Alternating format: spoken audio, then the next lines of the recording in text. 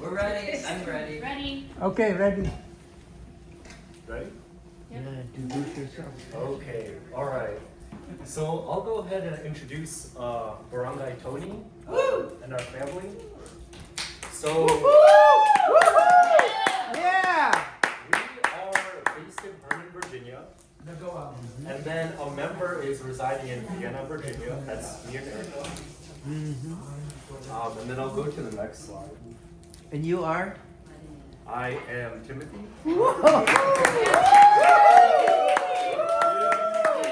Yeah! So I'll introduce my family. So we have my dad. He's recording me right now. And then we also have my mom, who is also recording me. And then there's me, Tim, who's also recording. I'm the oldest, and then Cheska's the middle child. Yes! And then Nikki is the youngest. We also have Erica, my wife, my love. So, technically, we're already married. We got married in a few months ago, but we'll have our reception in Cancun next month. And then also part of our family is Oreo. Rest in peace. She passed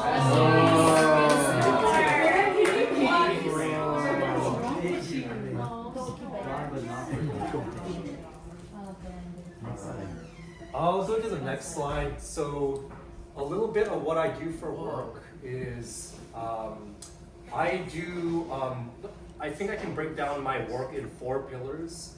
The first pillar is cybersecurity. So a lot of people, when they think of cybersecurity, they think of like trying to attack or hack something. And so my job there is just to defend it. And cybersecurity is a little bit broader. There's like incident response, there's penetration testing. But what I do specifically is more cyber risk, security operations, and also compliance. The second pillar is ServiceNow. ServiceNow is both a company and a platform that I do work with. And so the ServiceNow platform that I work with in particular is security operations and governance, risk, and compliance.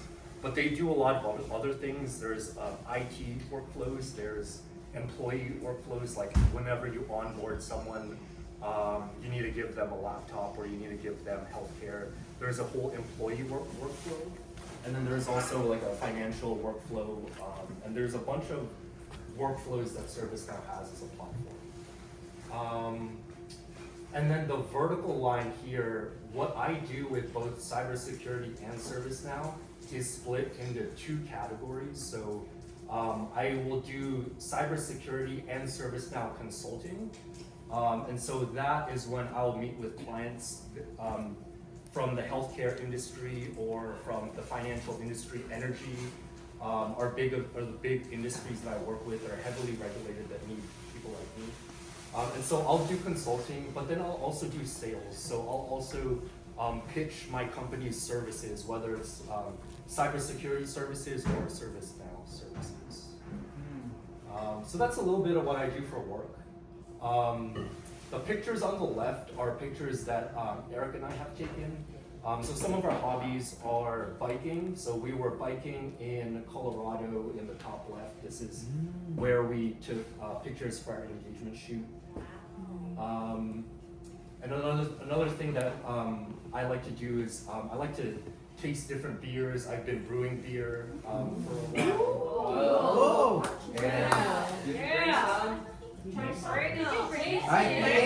It's in the car.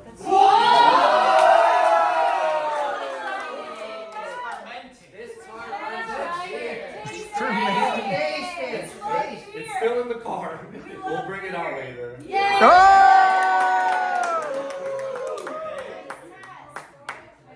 And so another thing that we like to do is we like to go hiking and traveling.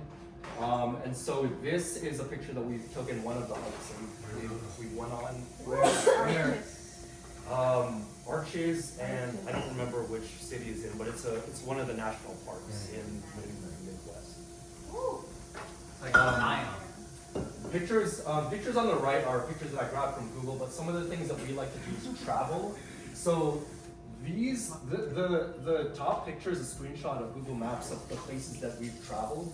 So Erica has been a healthcare traveling worker for ultrasound and sonography. So since I am working remote, I was able to travel with her for the past 2 years, but now we're in Vienna, Virginia. But we've traveled to Albuquerque, Austin, Texas, San Diego, San Francisco, Seattle, and then we went through a lot of national parks on the way. And then some of the things that I like to do for fun too, weightlifting, snowboarding, and then we also take care of dogs on Rover.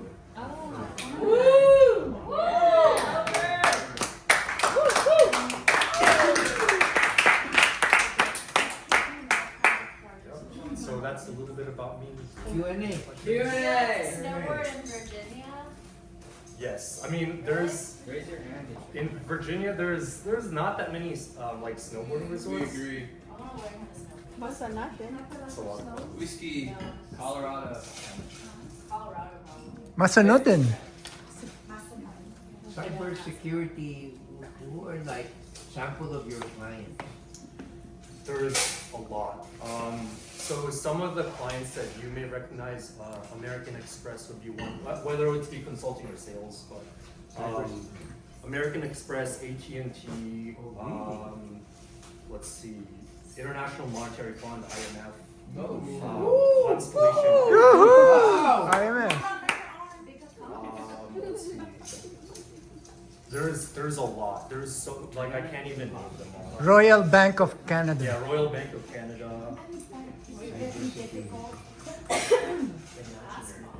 TV, is it getting difficult now? With the hackers, just whatever you call it, the style, is it getting difficult? It's always difficult. Yes. It happens every second. But are you able The to attempts detect the origin at hacking. every second? So are you able to detect the country of origin?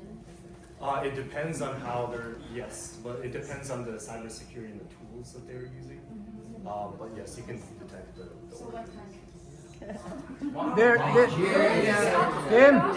country? They're mostly from North Korea, China, Russia, and Iran, right?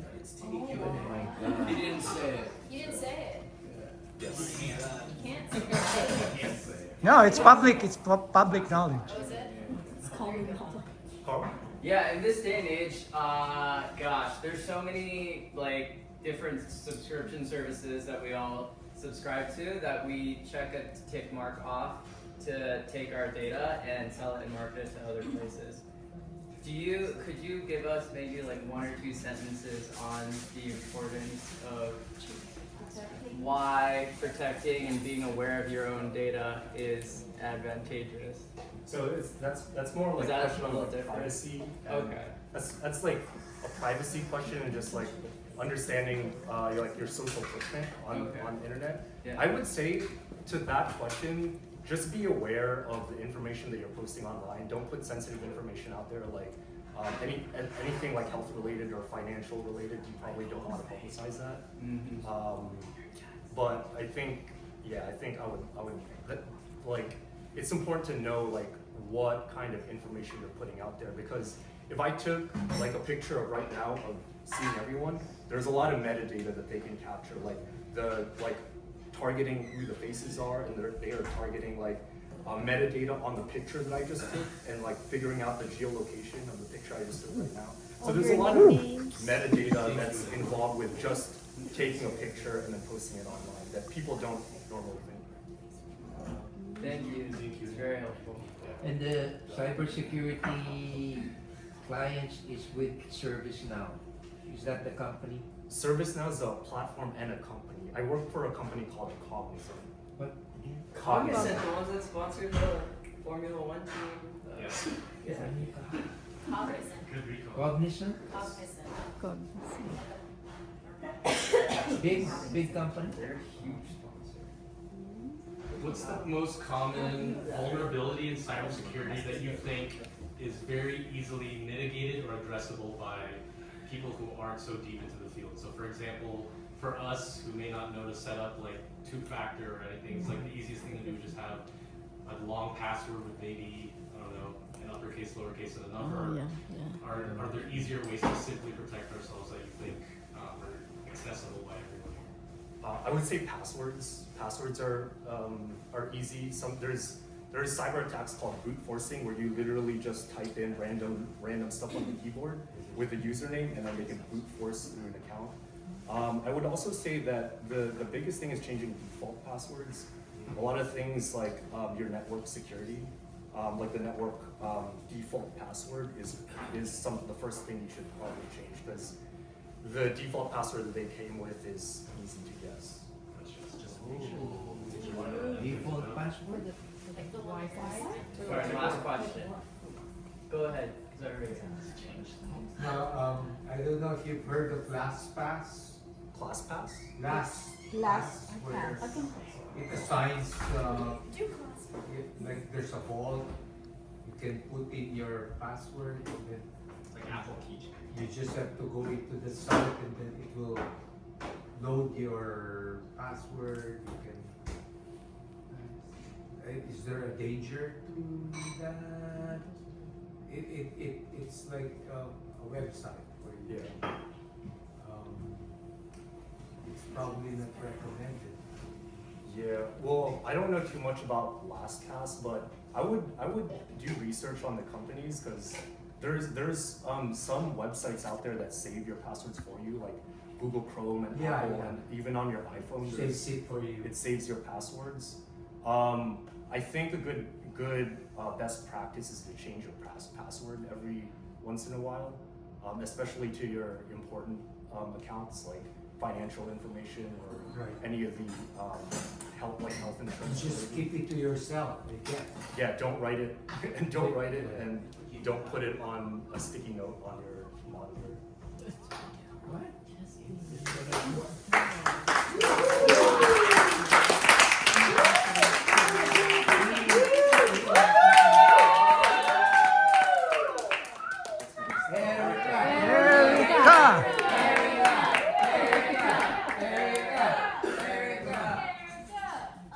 So before I go into what I do, I wanted to share this story about something that happened to me a month ago.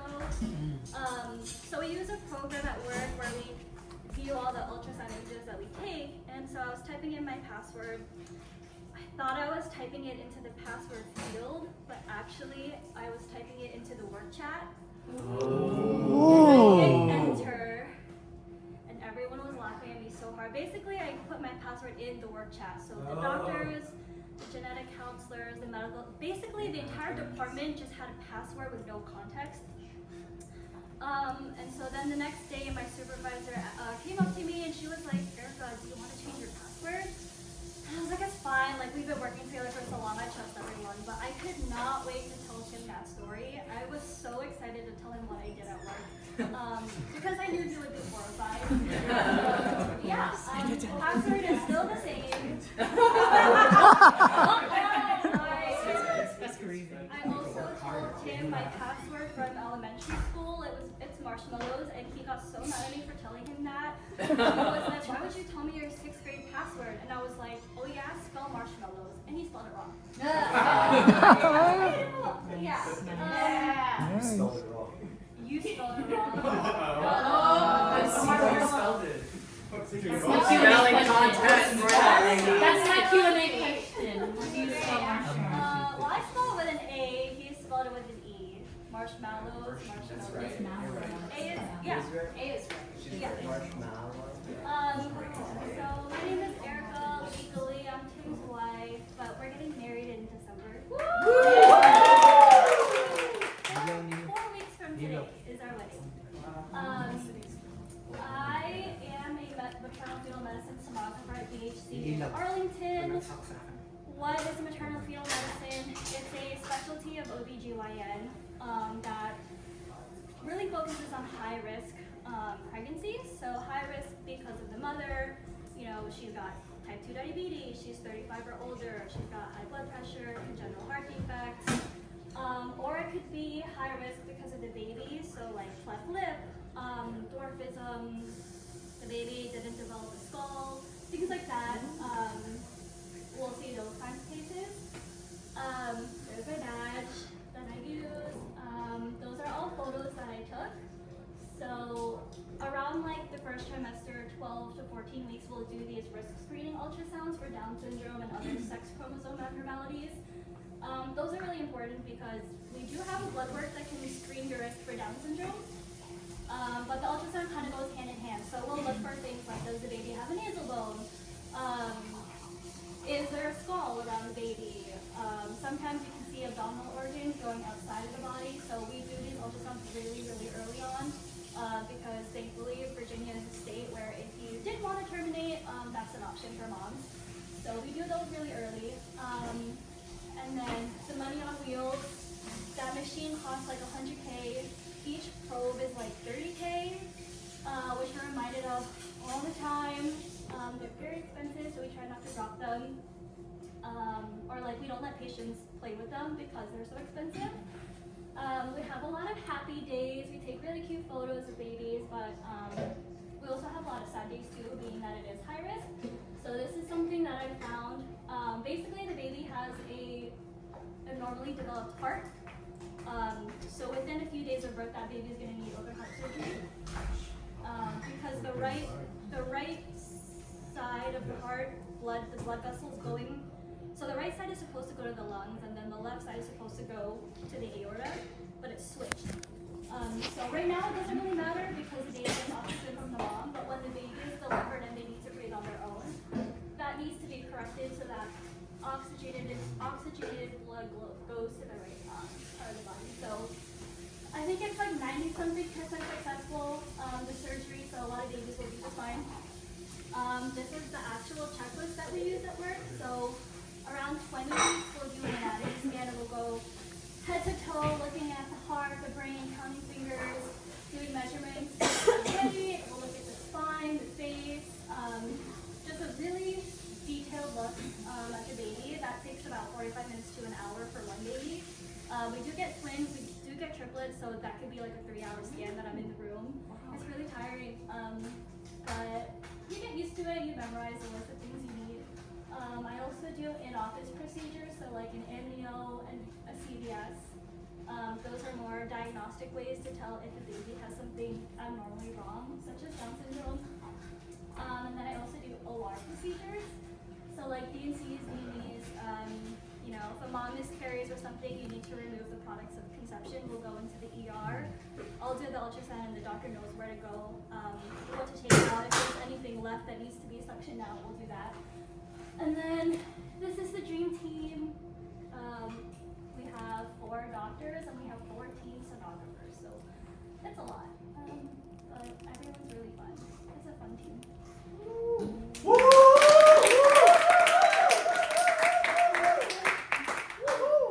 Sorry, it's so messy. Hobbies, I like to cook. Tim and I's favorite Filipino food is kare-kare, so I make that a lot. We do use oxtail, so it takes me like 4 hours. It's giving patient, it's giving matchaga. We do also when someone's sick, we do a lot of pasta. The octopus from Costco is really good. We get that every time we're there. I do junk journaling, or as Tim likes to say, trash collecting. I'll like keep straws, clothing tags, receipts, and I'll just throw it in a journal. Currently reading A Court of Rings in Ruin. Good book, good book. It's taking me a minute to finish because it's so big, but I like it a lot. I like to bike, run, gym, class pass. Tim and I will do biking events. We'll sign up for different biking events or running events. We recently did our first 10K together. That was fun. I volunteer for my sorority's leadership board. So currently I'm the director of alumni affairs. What that means is I basically plan events for local alumni in Virginia, but then I also plan a convention for the national sisters nationally. Actually, next year's convention is in Reston, so that's going to be really cool. Being able to plan a convention in an area that I'm familiar with. You can't really see me, but there I am. And then, what else? We like to check off national parks instead. And then lastly, we do like to travel, and I like to make reels on Instagram.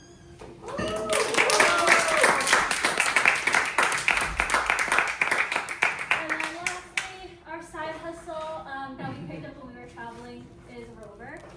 I think to date we've sat probably over 100 dogs by now. Dogs and cats. But these are just some of our favorites. Tim and I are very, as far as Hindi, pero who our favorite dog nagpo-foster is, sila who ng the Rover. dogs that we like. This is Tim's number one Dog favorite sit. dog. Dog sit. And then this is my number one favorite dog. Actually, the owner texted us to let us know he passed away. Because we loved him so much, we sat him maybe a dozen times. But he passed away. He was old. Bernie is also one of my favorites. When he got picked up, I cried. But yeah, we like to take them out, like to the grocery. Those dogs I found on Google. So basically, Tim and I, in our future, we want a 7-pound dog and we want a 70-pound dog. That's- 70. That's what that is. I think that's it.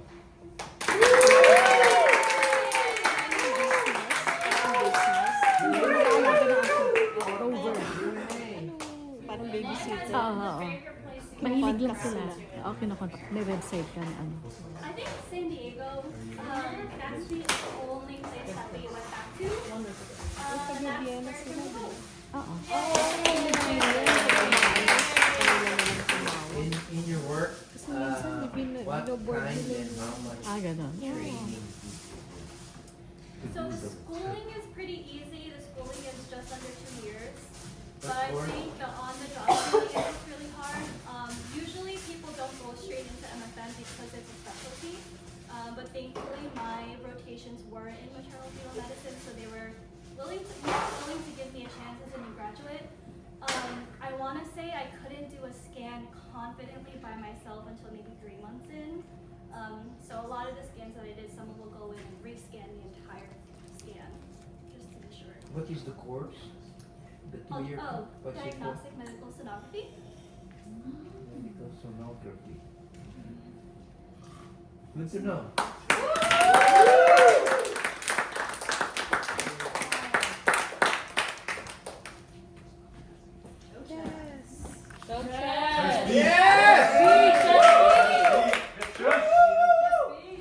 Okay, everyone, my name is Cheska. And I work in sales in Erickson. So Erickson is a senior living.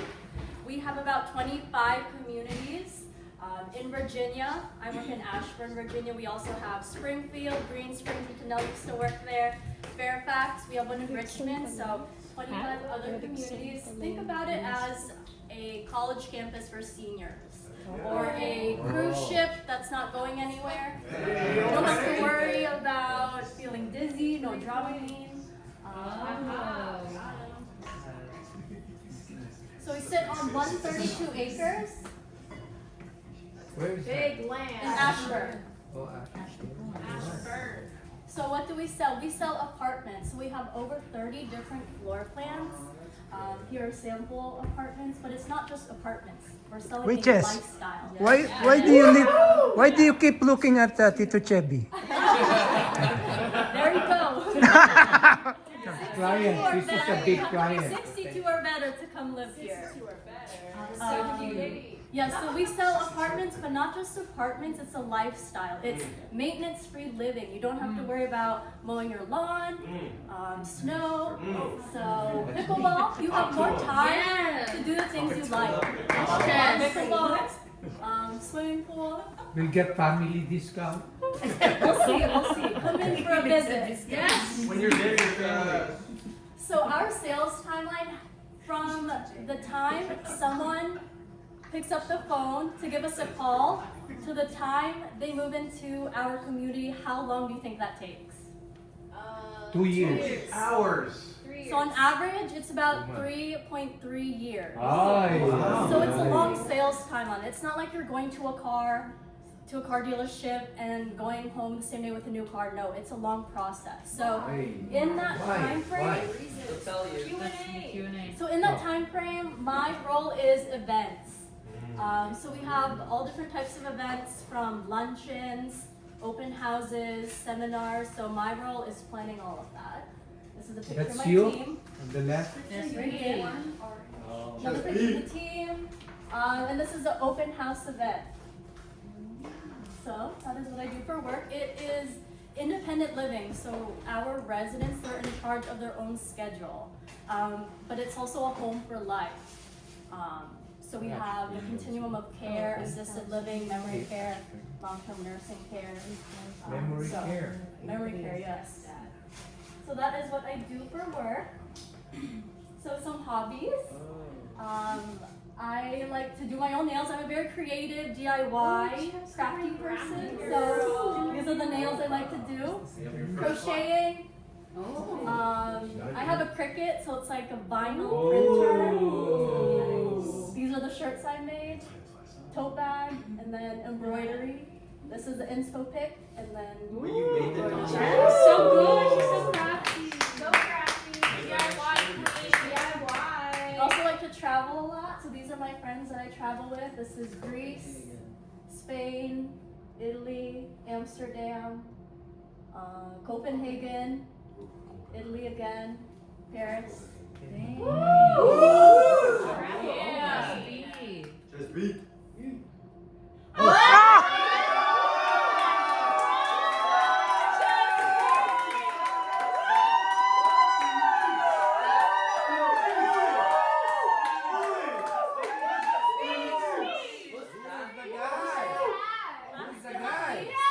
This is my boyfriend Reed. Bring him out. Where is he? He's in San Diego. He's in the I go there maybe like once a month. We've been dating a couple months, so Filipino? yes, he's Where did you meet him? friends of friends. Okay. My best friend moved to LA, and her boyfriend is best friends with Reed, so that's how we know each other. And what we like to do, we like to go to the beach a lot. So this is Torrey Pines in San Diego. That's what we like to do. We like Torrey Pines. When are we Nice. gonna meet him? When will you meet him? He'll be in Cancun. Yes! And then for those who are not, I'm not sure. Hopefully he'll come to Virginia soon. Christmas. Party. Hopefully, yes. And that's it. Yes.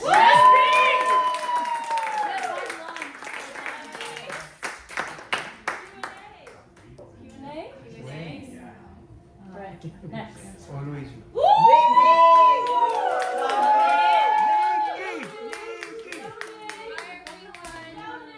I'm Nikki. Also, my legal name is Monica. Monica. Monica at work. But I work at the same exact place as Chess, so that's Ashby Ponds. We work in a different department, so I work in continuing care sales.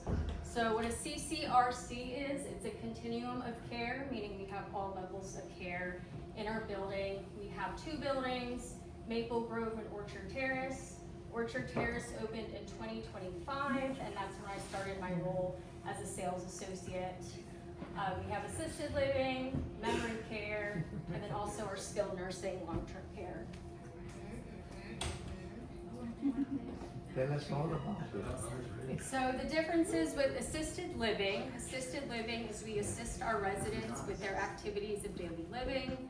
So transfers, bed mobility, assistance in the bathroom, grooming, dressing, showers. Memory care is more geared to our residents with a diagnosis of dementia. I started my role here as a caregiver for Alzheimer's patients, and it was very, very difficult. We need a lot of patience for these populations. I'm also a certified practitioner for dementia as well. We also have long-term care and skilled nursing. I'm currently doing 2 roles right now for skilled nursing admissions. So I follow our residents who are sent to the hospital, which is typically Inova Loudoun. I follow their progress and admit them into our skilled nursing facility.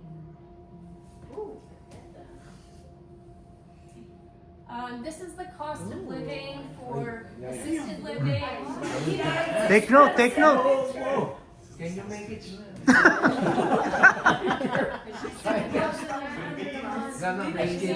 Oh, so assisted living, we have studios, 1 bedrooms and 2 bedrooms. We have a base fee. What's included in the base fee are your 3 meals, breakfast, lunch, and dinner. We do routine medication management, so we fully manage all your medications in terms of ordering, reordering, and administering it. We do your laundry, we do your housekeeping, and also all the programs and activities are included in your base fee. And then you also have a service package fee. This is an additional fee on top of your base fee. So it's around $10,000 plus for a 1-bedroom for assisted living per month. That's doable. So my day-to-day role is to sell the assisted living and memory care apartments, but really what I'm emphasizing is quality of care for our residents. Question from Question. Q&A. Oh, okay. This is also our memory care. Since it is a smaller environment overall, we only have studios and companion suites. It's definitely more expensive for the higher care that you are getting, and also the higher acuity overall.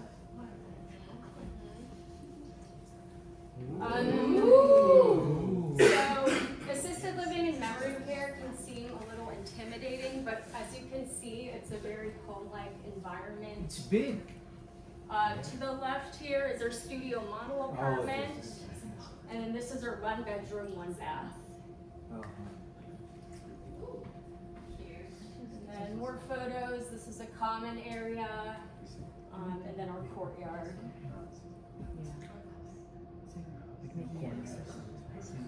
Some of the benefits of living in assisted living and memory care is that you have 24/7 nursing supervision. That's day, evening, and night shift. Better health outcomes overall. We have 5 medical providers who are Ashby Ponds employees.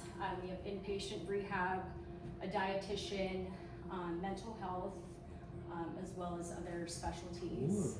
End of life. Increased social engagement. We have a full programming team who will do guided and structured activities. For assisted living, it's about 4 to 6 hours of programs per day. And then memory care is 8 hours of programs per day, and it's all led by our programming team to help stimulate your mental health. And then well-balanced meals, we provide all of the meals. We also have a dietitian on site. We do laundry and housekeeping. And then safety and security, we have nurse call-ins and pendants so that there's always supervision if you ever need assistance. And then we also do end-of-life care. Our wellness nurse and operational managers collaborate with hospice agencies. One that we use a lot is Capital Caring to help serve end-of-life for our residents.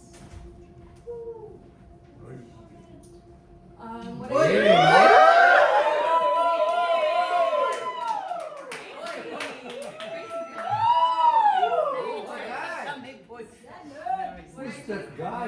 During the weekdays, I do a lot of solid core. Chess and I go together after work. It's a form of intense Pilates. This is my boyfriend Zenny.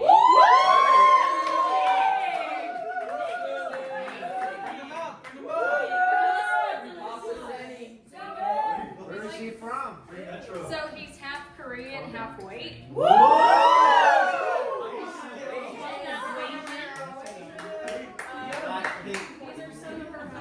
Traveling, we've been to Greece, Portugal. His family lives in Portugal, so I met them Where's Portugal? It's an hour from Lisbon. Oh. And then this was our recent trip in Greece as well. Wow. We also like to cook a get new machines. So this is our pasta machine that we have, and then we have a hot pot one as well.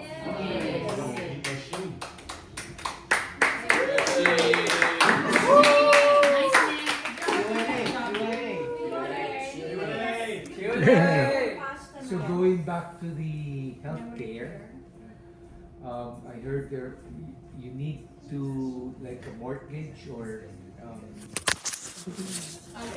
outside the monthly, you need to put in some money. If you're coming directly to assisted living or memory care, it's $3,000 for an entrance fee. Is there any like health insurance that's like included in there? So assisted living and memory care is private pay, so it's out of pocket. If you have long-term care insurance, that definitely is beneficial, but not everyone has it and not everyone qualifies for it.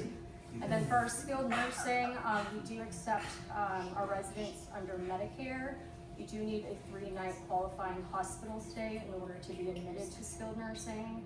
And then long-term care is private pay. So you take Medicare? For skilled nursing, we do. Do you need to put in like some money? It's $3,000. That's it? That's it. It's down. Wala yung mga... Hindi, what about the Wait, month? you have your monthly? No, outside of the monthly, you put in like 3,000. 3 to enter and then 12,000 a month 12,000 a month. for the memory care. parang deposit. Deposit. Deposit 3,000. How much will Medicare pay for To that? enter. For skilled nursing? What is skilled nursing? So skilled nursing is, say you have a fall or fracture, you get sent to the hospital, and you need rehab facility, and they do rehab about 5 times a week, so that you get better and you can return home. It's like what I do, but less intense. Yeah. Can you describe memory care? It's geared to our residents who have a diagnosis of dementia. We assist them through their activities of daily living, so we help them get dressed, administer their medications, and we also engage them in a lot of programs and activities. It's about 8 hours per day, 30 minutes back to back because of their shorter attention span, but that's kind of what they do on the neighborhood. All their meals are there, their activities, and they get taken care of by our care team. So what's the ratio of the caretaker and the patient? 1 to 8. Resident? 1 to 8 ratio. In other states, it's like, aside from the monthly, you have to put like 100,000, 200,000. Remember I was telling you That's my assisted aunt, living. It depends on the community. Each community is different. For Cheska's department, if they're moving into independent living, there's a huge buy-in fee, which is like that 200 plus, Right. 200,000 What do you plus call dollars. it? Independent. Buying? independent, Buy-in fee or entrance fee. Yeah. independent. Okay. Yes. When are we meeting Opazi? He won't be here for Christmas because he visits his parents in Portugal, but he'll be in Cancun. Yes! It's beneficial to be in case. Everybody Oppa. Zenon couldn't be here, but he's a deputy COO in the political field. And my dad is very interested in what he does for work, so he did want to speak on it for a little bit. I don't want to say that he's gonna be a future. He's gonna be a future. No, but Mom, Donnie. Ma'am Dani. yeah. Ma'am So I'm Dani. very interested in what Zenon does for a living. Zenon. Only Who's Zenon? because Zenon. Oh, he is. Oh, that's right. So he is a deputy COO for the Democratic Governors Association. Yes, nice. Good, good. Not Republican, huh? Yeah, so You said it.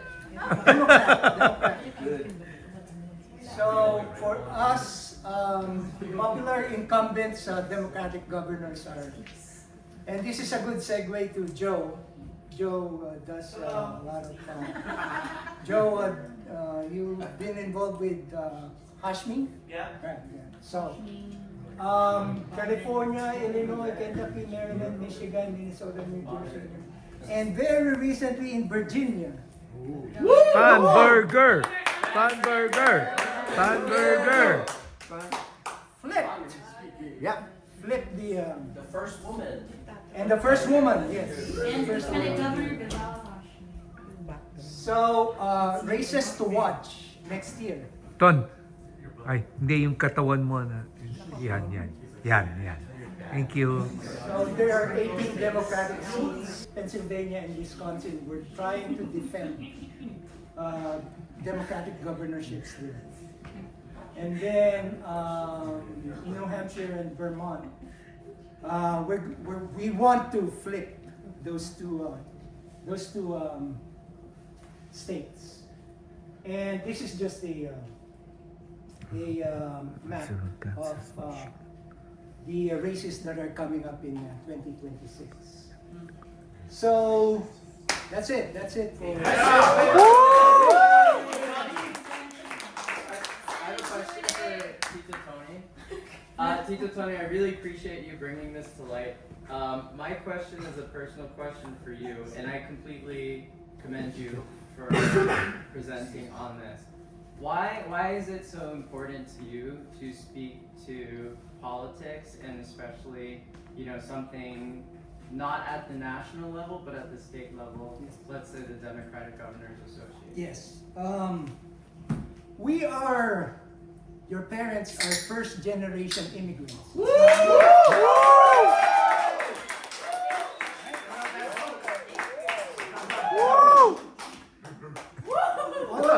All of you were born here in the United States.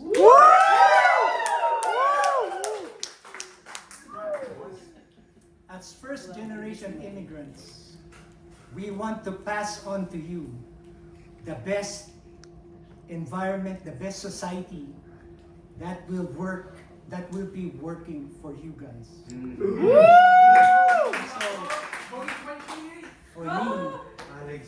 for me, the way I've been seeing since January 20th, where this country is going, it doesn't look good for me. It doesn't look good for passing on to you guys, so that when Spanberger won as the governor of Virginia, that was a first step towards correcting or making things better for the country now that we all call our home.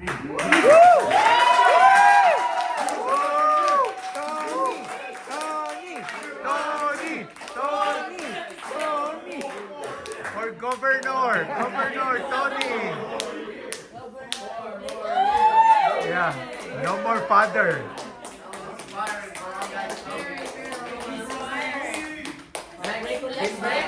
Brother Tony.